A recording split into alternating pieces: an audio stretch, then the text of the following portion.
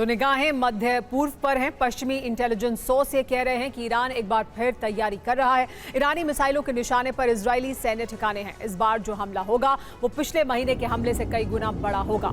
इस्माइल हानिया Nasrallah की मौत का बदला लेने के लिए ईरान ने पिछले महीने की मिसाइल स्ट्राइक की थी, लेकिन इस बार खामेनेई ईरान को मध्य पूर्व का बादशाह साबित करना चाहते हैं और इसका आगाज इजरायल को दहलाने से करना चाहते हैं। पश्चिमी मीडिया के हवाले से खबर आ रही है कि अगले 24 घंटे इजरायल के लिए बहुत अहम है। ईरानी खेमे में तेज हलचल नजर आ रही है। एक बड़ी जानकारी इसी से जुड़ी हुई कि किसी भी वक्त ईरान कर सकता है इजरायल पर हमला। ईरानी मिसाइल फोर्स में दिखी है हलचल। पिछली बार की तरह मिसाइल हमले संभव हैं, ऐसी जानकारी मिल रही है। दरअसल पश्चिमी मीडिया के हवाले से खबर सामने आ रही है जिसमें कहा जा रहा है कि ईरान तैयारी कर रहा है, ईरान में हलचल दिखाई दे रही है और एक बार फिर मिसाइल हमला हो सकता है पिछली बार की तरह।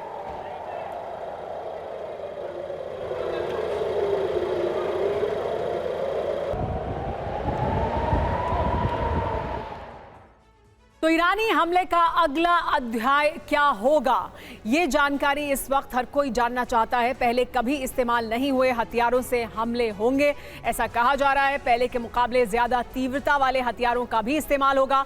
तबरेज मिसाइल बेस पर बड़ी हलचल देखी गई है। पश्चिमी मीडिया के हवाले से खबर सामने आ रही है।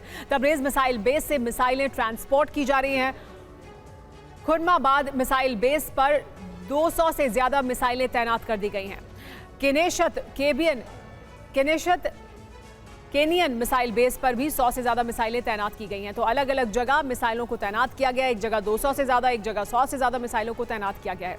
ईरान के पलटवार का ब्लूप्रिंट तैयार है, लेकिन ऐसी जानकारी सामने आ रही है इजरायल पर 300 से ज्यादा मिसाइल से हमला संभव है। हाइपरसोनिक मिसाइलों से हमले किए जा सकते हैं। इराकी एयरबेस का इस्तेमाल करेगा ईरान, ऐसी जानकारी मिल रही है। इजरायल के डिफेंस सिस्टम और एयरबेस पर हमले संभव हैं। अलग अलग मीडिया सूत्रों के हवाले से ये जानकारी निकलकर सामने आ रही है। गाजा की जंग का लेकिन विस्तार अब पूरे अरब में हो चुका है और गाजा लगभग समतल हो गया है। लेकिन इजरायल की सुरक्षा के नाम पर बेन्यामिन सेना का नरसंहार गाजा में रुकने का नाम नहीं ले रहा। इजरायल अपने इस नरसंहार को जायज ठहराने के लिए हर रोज एक नई दलील देता है, जो कुछ समय के बाद जांच में प्रोपेगेंडा साबित होता है। इजरायल का एक ऐसा ही प्रोपेगेंडा सिनवार को लेकर था। अब सिनवार की पोस्टमार्टम रिपोर्ट के मुताबिक सिनवार ने मौत के 3 दिन पहले से ही कुछ खाया नहीं था। इस सच के सामने आने से सिनवार के ऐशो आराम का दावा भी प्रोपेगेंडा साबित हुआ है। तारीख 16 अक्टूबर, जगह राफा, गाजा।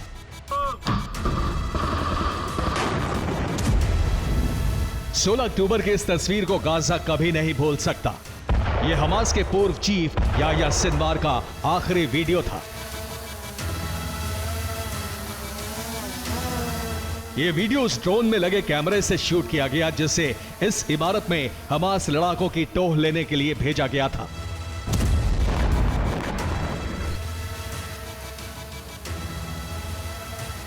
इसके बाद जो तस्वीरें सामने आई वो सिनवार के शव की थी, जिन्हें जारी कर इजरायल को लगा था कि याह्या सिनवार और हमास का अंत हो चुका है। लेकिन अब याह्या सिनवार को लेकर जो खुलासा हुआ है उसने हमास और बाकी प्रॉक्सी संगठनों में नया शक्ति संचार कर दिया है और ईरानी प्रॉक्सी ने एकजुट होकर इजरायल के सर्वनाश की कसम खा ली है। दरअसल ईरानी न्यूज एजेंसी इरना की रिपोर्ट में सिनवार पर बड़ा खुलासा हुआ है। इन खुलासों का आधार याह्या सिनवार की पोस्टमार्टम रिपोर्ट है।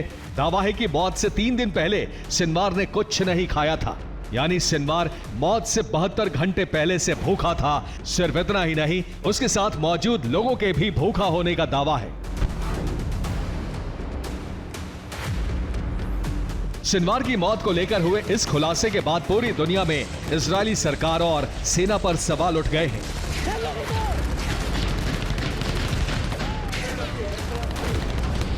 सवाल उठने की वजह वो दावे हैं जिनके आधार पर इजरायल ने UNRWA को गाजा में राहत सामग्री पहुंचाने से बैन कर दिया था।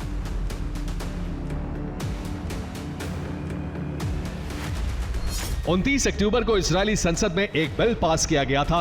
इस बिल के जरिए संयुक्त राष्ट्र की एजेंसी पर गाजा के लोगों को राहत सामग्री पहुंचाने से रोक लगा दी गई। जिसके बाद अब गाजा में UNRWA मदद नहीं पहुंचा पा रहा।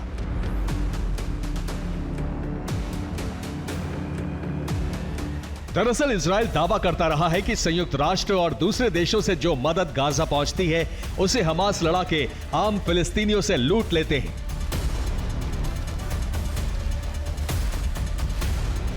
और इसी के दम पर वो इजराइल से जंग लड़ रहे हैं। यही वजह है कि इजराइल ने इस मदद पर बैन लगा दिया है। लेकिन याह्या सिनवार की पोस्टमार्टम रिपोर्ट से जो खुलासा हुआ वो इजराइल के इस दावे को झूठा साबित कर रहा है।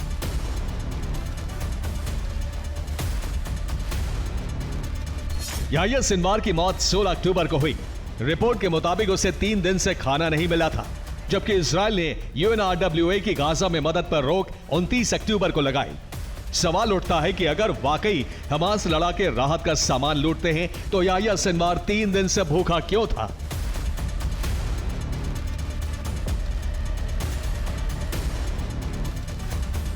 अब दावा किया जा रहा है कि इजराइल हमास के खिलाफ प्रोपेगेंडा चलाकर गाजा के बाशिंदों को भूखा मारना चाहता है।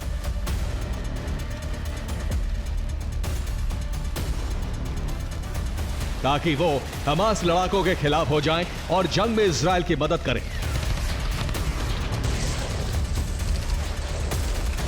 सिनवार को लेकर हुए खुलासे के बाद पूरी दुनिया में इजरायली सरकार के उस प्रोपेगेंडा पर भी सवाल उठ रहे हैं जिसमें उसने दावा किया था कि सिनवार और हमास के टॉप कमांडर सुरंगों में ऐशो आराम की जिंदगी बिताते हैं।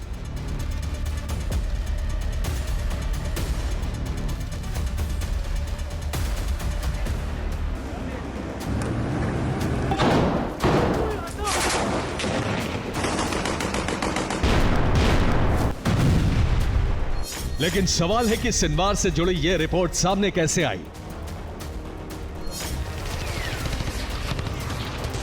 दरअसल इस खुलासे को इजराइल सरकार में नेतन्याहू के बेहद करीबी अधिकारी से जोड़कर देखा जा रहा है, जिसे हाल ही में इजरायली जांच एजेंसियों ने गिरफ्तार किया है। इस अधिकारी का नाम है एली फेल्डस्टीन। एली फेल्डस्टीन इजरायली सरकार में प्रवक्ता है। फेल्डस्टीन पर कई खुफिया रिपोर्ट लीक करने के आरोप हैं। एली फेल्डस्टीन को नेतन्याहू का बेहद करीबी माना जाता है। अक्सर बड़े इवेंट्स पर वो बेंजामिन नेतन्याहू के साथ नजर आते हैं। इजराइल न्यूज एजेंसी वाईनेट की रिपोर्ट के मुताबिक एली फेल्डस्टीन पर आरोप है कि उन्होंने ईरान पर हमले से जुड़े दस्तावेज पहले ही लीक कर दिए थे, बंधक समझौते से जुड़ी खुफिया जानकारी लीक की, गाजा में IDF ऑपरेशन से जुड़ा सीक्रेट डेटा लीक किया। अब माना जा रहा है कि ईरान तक याह्या सिनवार की पोस्टमार्टम रिपोर्ट पहुंचाने के पीछे भी उन्हीं का हाथ है। रिपोर्ट लीक होने की सच्चाई जो हो, लेकिन इस नए खुलासे के बाद हमास समेत दूसरे प्रॉक्सी को नई संजीवनी जरूर मिल गई है। इन संगठनों ने इजराइल पर हमले तेज कर दिए हैं, खासकर हूती ने। हूती ने ऐलान किया है कि वो रेड सी में इजराइल के हर जहाज को टारगेट करेगा। उसने अमेरिका के प्रस्ताव को भी ठुकरा दिया है, जो हूती को रेड सी में हमले रोकने के लिए भेजा गया था। प्रॉक्सी संगठन के एक्शन और सिनवार से जुड़ी रिपोर्ट सामने आने के बाद बौखलाए इजराइल ने गाजा में तबाही तेज कर दी है। यह राफा का वीडियो है जहां इजराइल बुलडोजर और क्रेन के जरिए खंडहर इमारतों को गिरा रहा है। इजराइल ने जबालिया में अपनी काफिर ब्रिगेड को उतार दिया है, जिससे पूरे जबालिया को जल्द से जल्द खाली करवाने का आदेश दिया गया है। इजराइल ने गाजा पर एयर स्ट्राइक की, जिसमें हमास का एक और कमांडर राफात इब्राहिम महमूद मारा गया। दावा है कि यह 7 अक्टूबर के हमलों में शामिल था। ये गाजा शहर की तस्वीरें हैं। यहां भी इजराइल ने रात के वक्त बमबारी की। सिर्फ इतना ही नहीं, इजराइल ने हमास की अंडरग्राउंड हथियार फैक्ट्री को भी खोद निकाला है। दावा है कि यहां हमास बम बनाता था। इजराइल के अचानक हमले तेज करने की वजह उसके एक्सपोज होने का डर माना जा रहा है। दरअसल इजराइल को डर है कि इन खुलासों के बाद उसने गाजा में जो बैन लगाए हैं उन्हें हटाया जा सकता है। इसके अलावा अमेरिका उसे हमले रोकने के भी आदेश दे सकता है। अब इससे पहले कि कोई एक्शन हो, इजराइल गाजा को राख बना देना चाहता है। Bureau report, TV9, Bharatvarsh.